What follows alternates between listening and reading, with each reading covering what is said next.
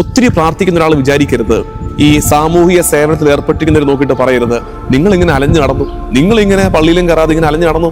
ഞങ്ങൾ രാവിലെ തൊട്ട് വൈകുന്നേരം വരെ പ്രാർത്ഥിക്കുന്നതാണ് ദൈവത്തിന്റെ പദ്ധതി. പ്രിയമുള്ള പ്രാർത്ഥനക്കാരാ, നിങ്ങളെ നമുക്ക് വേണം, പ്രാർത്ഥിക്കുന്നവരെ ദൈവത്തിന് വേണം. ഒപ്പം അതുപോലെ ആർദ്രതയോടെ അലിവോടെ പ്രവർത്തിക്കുന്നവരെയും വേണം. ഇനി തിരിച്ച് ഒത്തിരി കാര്യങ്ങൾ ചാരിറ്റിയൊക്കെ ചെയ്യുന്നവര് തിരിച്ചു നോക്കിയിട്ട് പറയരുത്, ഇവരെന്നതായി രാവിലെ തൊട്ട് വൈകുന്നേരം വരെ കുത്തിയിരുന്ന് പ്രാർത്ഥിച്ചുകൊണ്ടിരിക്കുന്നത്, ഞങ്ങളെപ്പോലെ പാവങ്ങൾക്ക് വല്ല ഉപകാരവും ചെയ്യണ്ടേ? അരുത്. അങ്ങനെ പറയുന്നവരോടുകൂടി ചെയ്യുന്നതിന്റെ മെച്ചം പോയി. നമുക്ക് നിങ്ങളെപ്പോലെ ശുശ്രൂഷ ചെയ്യുന്നവരെ സഭയിൽ ഈശോയ്ക്ക് ആവശ്യമുണ്ട്. ഒപ്പം തന്നെ കർത്താവിന്റെ സന്നിധിയിൽ മറിയത്തെ പോലെ സ്വസ്ഥതയോടെ ഇരുന്ന് വചനം കേട്ട് ധ്യാനിക്കുന്നവരെ സഭയിൽ ആവശ്യമുണ്ട്. നമുക്കതുകൊണ്ട് അങ്ങനെ ചിന്തിക്കുമ്പോണ്ടല്ലോ അസൂയ ഒഴിവാകും, കലഹം ഒഴിവാകും, ഭിന്നിപ്പ് സഭയിൽ ഇല്ലാതാകും. എല്ലാം വേണം.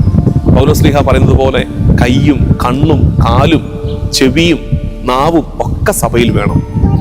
നിങ്ങൾ നാവാണ്, മറ്റൊരാൾ ചെവിയാണ്, മറ്റൊരാൾ കണ്ണാണ്, വേറൊരാൾ കൈയാണ്, വേറൊരാൾ കാലാണ്. ഇതെല്ലാം കൂടെ ചേരുമ്പോഴാണ് സഭ ഏറ്റവും മനോഹരമായി ദൈവത്തിരിഹിതം നിറവേറ്റുന്നത്.